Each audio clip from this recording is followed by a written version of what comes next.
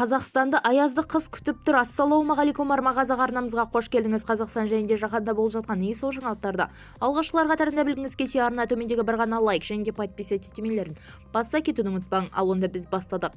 2024 жылғы желтоқсанда еліміздің басым бөлігінде қар жауып, бұрқасын екпінді жел күтілуде. Оңтүстік облыста жауын-шашын жаңбыр мен бұрқасын түрінде жауады. Таулы аумақтарда қалың қар жаууы мүмкін.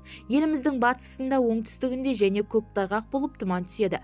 Солтүстік және орталықта айдың бірінші жартысында түнде -18, -28 градусқа дейін, ал -7, -12 градусқа дейін, күндіз күндері есе -4+1 градустан -8, -13 градусқа дейін болады. Айдың екінші жартысында түнде -25, -37 градусқа дейін, ал күндіз болса -15, -25 градусқа дейін суытуы мүмкін деген хабарламада.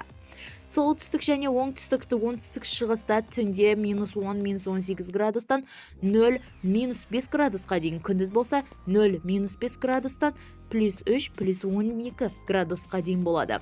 Желтоқсан айындағы аязды түнде -15, -12, сонымен қоса күндіз -5, -13 градусқа дейін күшейеді.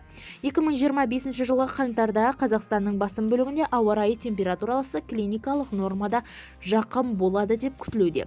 Қарлы күндерде жауын-шашынсыз кезең болып мүмкін. Ақпан айында еліміздің басым бөлігінде ауа температурасы орташа деңгейден 1 градустан жоғары болады. Жалпы 2024-2025 желтоқсандағы жылдардағы қысқа жауын-шашын көп жылдық нормаға асатын температуралық режимде клиникалық нормалардың шегінде болады деп күтілуде. Алайда жауын-шашынның тоқтауы және ауа температураның норманда төменде болмайды. Диқандарға қаржы беріледі.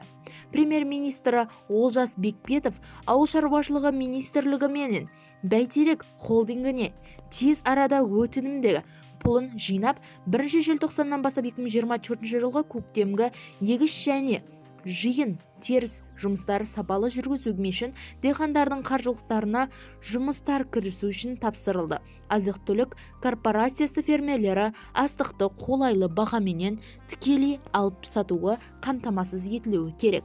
Бізді тамашалауды жалғастырыңыз, сау саламат болыңыз.